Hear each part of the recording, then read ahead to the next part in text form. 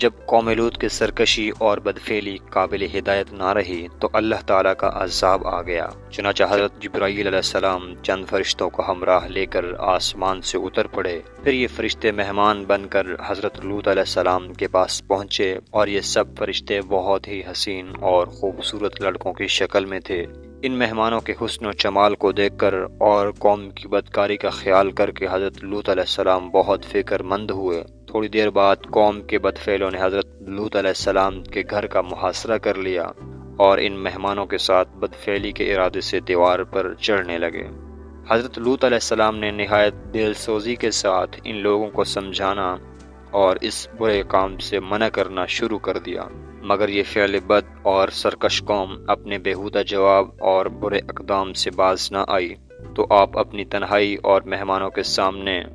رسوائی سے تنگ دل ہو کر غمگین اور رنجیدہ ہو گئے۔ یہ منظر دیکھ کر حضرت جبرائیل علیہ السلام نے فرمایا، اے اللہ عز و جل کے نبی، آپ بالکل کوئی فکر نہ کریں، ہم لوگ اللہ تعالیٰ کے بھیجے ہوئے فرشتے ہیں جو ان بدکاروں پر عذاب لے کر اترے ہیں، لہذا آپ مومنین اور اپنے اہل و عیال کو لے کر صبح ہونے سے قبل ہی اس بستی سے دور نکل جائیں، اور خبردار کوئی شخص پیچھے مڑ کر اس بستی کی طرف نہ دیکھے، ورنہ وہ بھی اس عذاب میں گرفتار ہو جائے گا۔ چنانچہ حضرت لوط علیہ السلام اپنے گھر والوں کو اور مومنین کو ہمراہ لے کر بستی سے نکل گئے۔ پھر حضرت جبرائیل علیہ السلام اس شہر کی 5 بستیوں کو اپنے پروں پر اٹھا کر آسمان کی طرف بلند ہوئے اور کچھ اوپر جا کر ان بستیوں کو الٹ دیا، اور یہ آبادیاں زمین پر گر کر چکنا چور ہو کر زمین پر بکھر گئیں۔ پھر کنکر کے پتھروں کا مہ برسا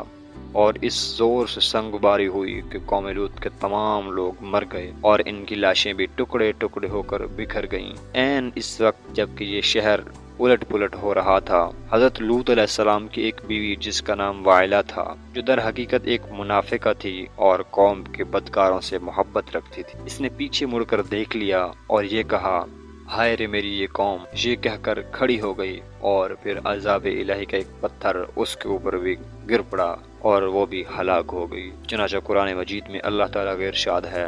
فَأَنْجَيْنَاهُ وَأَهْلَهُ إِلَّا امْرَأَتَهُ كَانَتْ مِنَ الْغَابِرِينَ وَأَمْطَرْنَا عَلَيْهِمْ مَطَرًا فَانظُرْ كَيْفَ كَانَ عَاقِبَةُ الْمُجْرِمِينَ۔ ترجمہ: تو ہم نے اسے اور اس کے گھر والوں کو نجات دی، مگر اس کی عورت وہ راہ جانے والوں میں ہوئی، اور ہم نے اس پر ایک مہ برسایا، تو دیکھو کیسا انجام ہوا مجرموں کا۔ جو پتھر اس قوم پر برسائے گئے وہ کنکروں کے ٹکڑے تھے، اور ہر پتھر پر اس شخص کا نام لکھا ہوا تھا جو اس پتھر سے ہلاک ہوا۔ جی تو دوستو، یہ تھی ایک چھوٹی سی سٹوری جب حضرت لوط علیہ السلام کی قوم پر اللہ تعالیٰ کا عذاب آیا تھا، صرف ان کے اپنے فعل بد کی وجہ سے اور بدکاریوں کی وجہ سے۔ دعا ہے کہ اللہ تعالیٰ ہمیں اپنے عذاب سے محفوظ فرمائے۔ دوستو، اگر آپ کو ویڈیو ہماری اچھی لگی ہے تو ہماری ویڈیو کو لائک کریں اور ہماری ویڈیو کو اپنے دوستوں کے ساتھ شیئر کریں، اور اگر آپ ہمارے چینل پر نئے ہیں تو ہمارے چینل کو سبسکرائب کریں اور بیل آئیکن کا بٹن دبائیں۔